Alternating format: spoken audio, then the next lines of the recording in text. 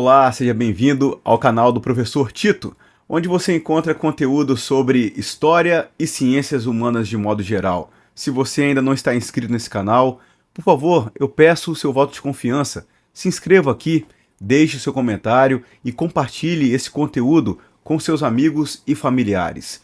Hoje nós vamos falar a respeito de uma revolução singular na história da humanidade, a Revolução Americana, ou a Revolução de Independência dos Estados Unidos.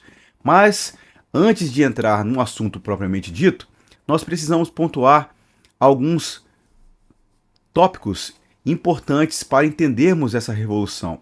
Primeiramente, o próprio conceito de revolução. Em vídeos anteriores, em um vídeo que você pode conferir aqui no nosso canal, eu falei a respeito do conceito de revolução. A palavra revolução, hoje em dia, é sempre lembrada como algo que descreve uma mudança radical, especialmente uma mudança política.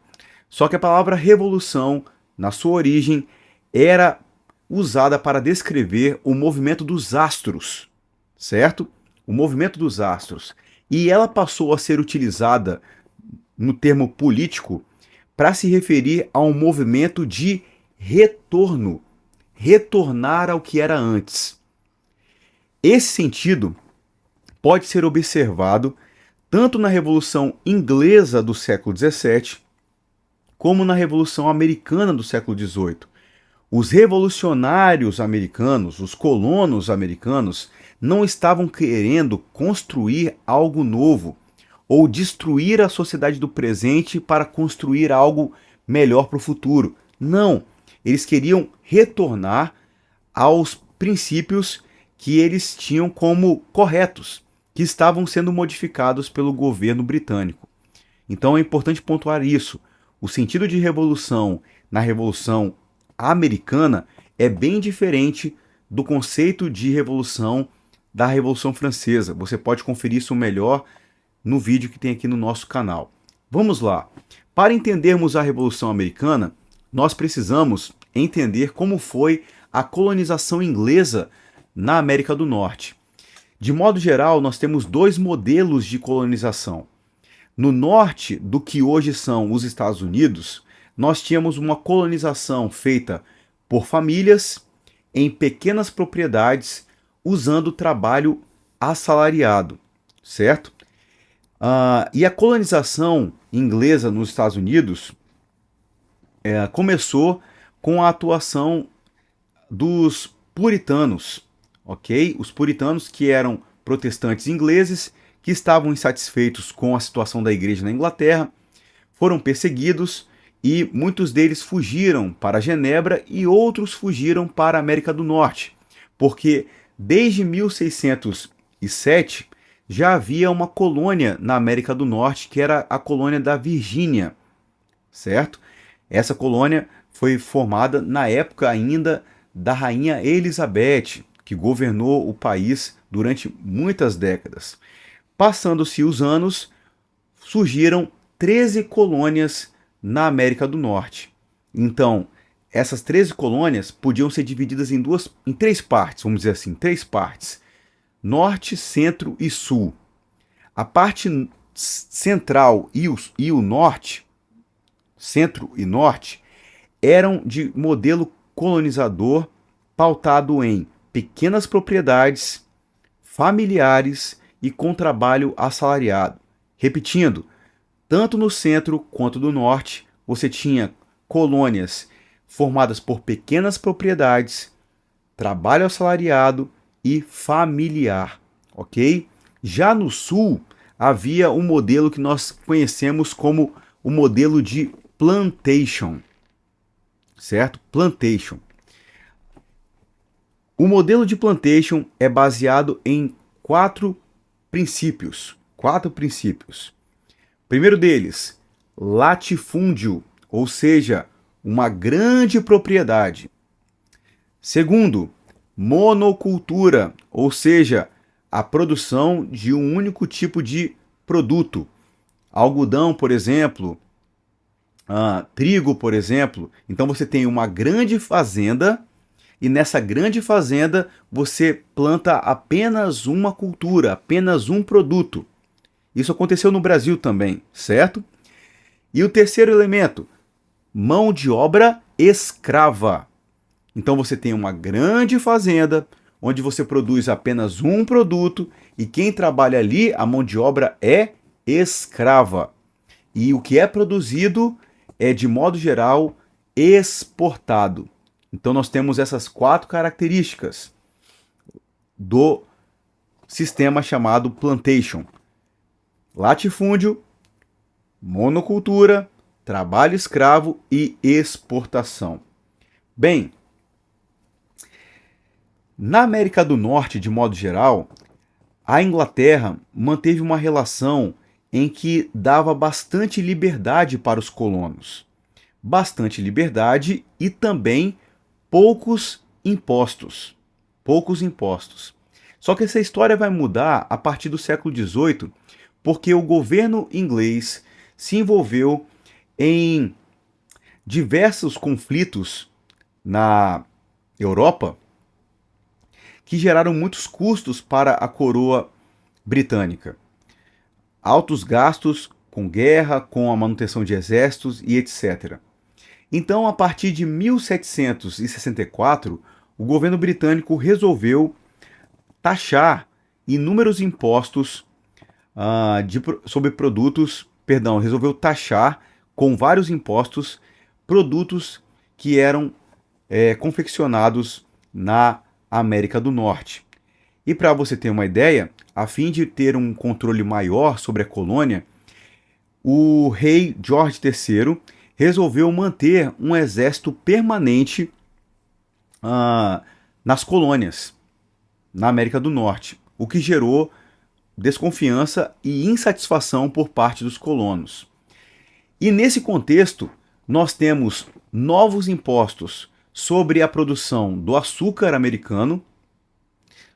Nós temos uma nova lei chamada de Lei do Selo, que dizia o seguinte: qualquer colono que quisesse publicar um jornal, um livro ou um panfleto deveria pagar um imposto para receber um selo de autorização do governo britânico. Isso foi visto como um absurdo pelos colonos.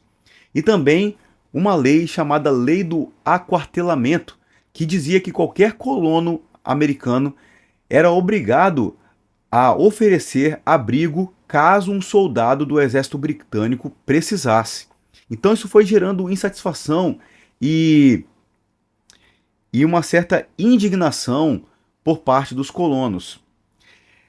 Em um determinado momento, chegou a haver inclusive um conflito entre colonos e o exército britânico na região de Boston. E vale lembrar que a região de Boston era onde ficava o principal porto das 13 colônias. O principal porto, digamos, da colônia na América do Norte era em Boston. E ali houve um conflito entre os colonos com o exército, e em um determinado momento um dos soldados acabou disparando, matando um dos colonos, e aí começou o tiroteio, a confusão, vários colonos acabaram feridos, e aquilo ali entrou para a história como o massacre de Boston. Em pouco tempo, os jornais espalharam a notícia pelas 13 colônias, não só a notícia escrita, mas até mesmo desenhos, né, as famosas charges na época, relatando o que havia acontecido. E isso aumentou ainda mais a indignação dos colonos americanos contra o governo britânico. Lembrando, queridos, que os americanos não tinham nenhum representante político no parlamento britânico, o que também despertava insatisfação da parte dos colonos. O tempo passou e o governo britânico estabeleceu também a famosa Lei do Chá, que afirmava que a partir desse momento a produção de chá não estaria nas mãos dos colonos americanos. Quem iria administrar a sua produção e a sua venda seria uma instituição britânica.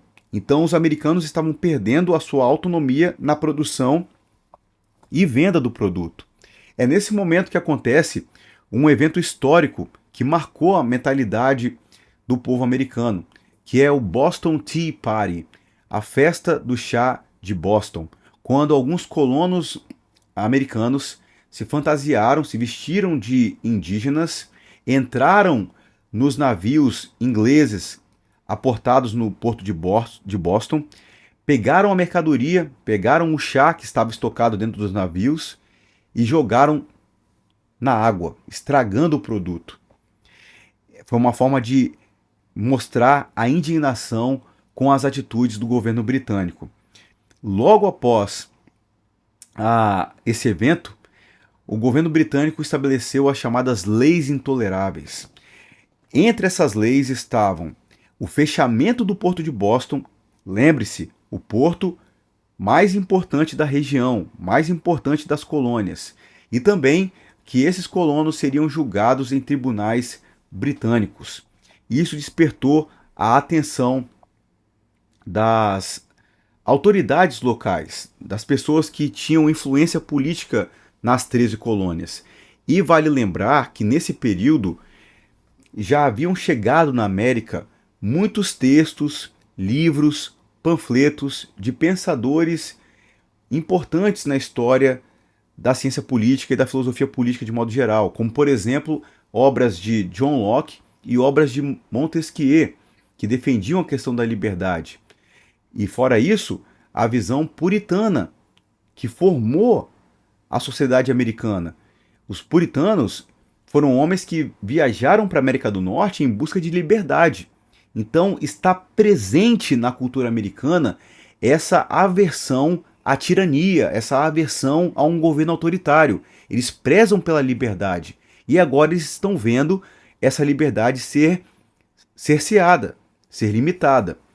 O que vai acontecer então, queridos? Em 1774, líderes das 13 colônias vão se reunir pela primeira vez na Filadélfia. Esse encontro ficou conhecido como o primeiro Congresso Continental. Então você tinha ali representantes das 13 colônias, da parte do norte, do centro e do sul. Qual foi a decisão desse congresso, desse primeiro congresso? Foi uma decisão pacífica. Eles resolveram não atacar, não declarar guerra, ou muito menos tentar uma independência política da Inglaterra. Eles resolveram escrever um documento, uma carta para o rei George III, expressando a sua indignação e pontuando o que achavam que deveria ser feito. Bem, essa carta foi enviada ao rei e, infelizmente, ele fez pouco caso. Ele não atendeu às exigências dos colonos. E o que acontece, meus queridos? Entre os colonos havia, de modo geral, dois grupos bem definidos: os chamados patriotas e os chamados legalistas. Os legalistas tinham esse nome porque defendiam a manutenção da lei. Para eles, o melhor caminho era continuar em obediência ao governo britânico e buscando negociar com o rei possíveis mudanças. Já os chamados patriotas eram a favor de uma ruptura com o governo britânico. Nesse primeiro congresso, reunido em 74, os legalistas tiveram vantagem e conseguiram, digamos que, convencer os demais que uma tentativa pacífica seria a melhor saída, que tentar manter o vínculo com o governo britânico era o melhor caminho. Porém, com a postura do rei, os patriotas conseguiram mostrar que o ideal era realmente declarar a ruptura. Então, em maio de 1774, acontece o segundo Congresso Continental. E nesse congresso, os colonos chegam a um consenso. É hora de fazer uma ruptura com a Inglaterra. Certo? Então, nós temos aí entre esses colonos pessoas ilustres e conhecidas como Thomas Jefferson, John Adams, George Washington, Emerson, entre outros. O tempo passa E em julho de 1776, Thomas Jefferson vai então apresentar a Declaração de Independência. A Declaração de Independência dos Estados Unidos. Que, aliás, queridos, eu trago para você aqui um exemplar dela que eu tive a oportunidade de adquirir quando estive nos Estados Unidos. Já tive a oportunidade de visitar esse país incrível por 2 vezes e algo que nós temos que aprender com eles, isso é fato. Eles valorizam muito a história da sua nação. Você vai aos museus, são museus muito bem conservados, tudo muito bem organizado, a história é valorizada, dezenas e dezenas de livros, biografia de George Washington aos montes, de Thomas Jefferson aos montes, e réplicas como essa da Declaração de Independência ou da Constituição. Aí você tem aqui em cima a frase famosa, né? We the people. We the people. Então, é uma réplica bem interessante da Constituição, ou melhor, da Declaração de Independência dos Estados Unidos. Bem, Thomas Jefferson sendo o seu principal redator, certo? Fechar aqui direitinho. Seguimos então. Com a Declaração de Independência, nós temos agora os Estados Unidos em formação. Só que o governo britânico não aceitou a declaração. Se o governo não aceitou, qual é a consequência? Eles vão guerrear para manter a sua colônia. Então Jorge III vai enviar as suas tropas para poder manter o domínio sobre as 13 colônias. Nesse cenário aparece George Washington, porque os colonos vão se organizar para formar um exército. Perceba, queridos, perceba o que nós estamos vendo agora. Nós temos colonos que nunca formaram um exército profissional lutando contra o maior império do mundo. A Inglaterra era o maior império do mundo nessa época. Uma marinha extremamente poderosa e um exército bem treinado. Bem, nós vamos ter agora o papel das milícias formadas pelos colonos e a liderança de George Washington. A guerra vai acontecer, inúmeros conflitos. Lembrando um ponto importante, nem todos os líderes britânicos concordavam com essa guerra. Vale mencionar a pessoa de Edmund Burke, pensador irlandês e membro do partido Whig na época, que defendeu o direito dos colonos, mas George III insistiu na batalha, na guerra, e a guerra se iniciou sendo travada durante anos, até que em 1783 é assinado o acordo chamado de Tratado de Paris, onde a Inglaterra reconheceu a independência das 13 colônias. Então, simples colonos que formaram algumas milícias, que não eram profissionais, conseguiram vencer o grande exército britânico. Claro, eles receberam ajuda, por exemplo, da França. A França mandou recursos, homens liderados, por exemplo, por Lafayette, para ajudar os colonos americanos contra seu arquirrival, a Inglaterra. Então foi uma ruptura significativa, talvez desnecessária se houvesse uma postura diferente do governo britânico, mas em 76 vem a Declaração de Independência e em 83 o reconhecimento da independência pelo governo britânico.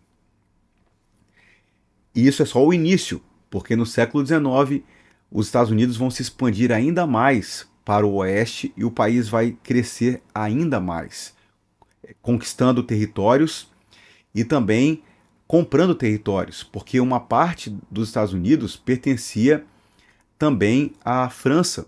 Então, George Washington vai negociar com o governo francês e o território americano, que era apenas 13 colônias no litoral, durante o século XIX vai se tornar um território gigantesco, principalmente a partir da grande do grande avanço para a região do oeste dos Estados Unidos. Ao se tornar independente, os Estados Unidos estabelecem na sua Constituição um modelo federalista, ou seja, é um conjunto de estados, o próprio nome do país diz isso, Estados Unidos da América, mas cada estado tem independência para criar as suas leis, desde que essas leis não estejam em oposição à Magna Carta do país, à Constituição do país. Mas em assuntos como, por exemplo, algumas leis em relação a porte de armas, por exemplo, pena de morte ou não, cada estado tem autonomia porque isso está estabelecido pela Constituição, certo? Esta Constituição foi promulgada, então, em 1787, e você percebe uma forte influência cristã e também iluminista na Constituição. Ela garante direitos inalienáveis, como, por exemplo, o direito à propriedade privada, direito à liberdade de expressão, liberdade de manifestação religiosa, o direito de você buscar a própria felicidade, certo? Estabelece, como já falei, um modelo federalista, é uma república federalista, e o poder dividido em três. Olha a influência aí do Montesquieu: poder legislativo, executivo e judiciário. Então, assim surgiu uma das grandes nações da história das civilizações, que é a nação americana, os Estados Unidos da América. Curtiu esse vídeo? Então, por favor, deixe aí o seu like, deixe o seu comentário, compartilhe esse vídeo com os seus amigos e familiares e nos ajude ao canal aqui do Professor Tito crescer cada vez mais. Eu agradeço muitíssimo a sua atenção, um grande abraço, fique com Deus e até o próximo vídeo.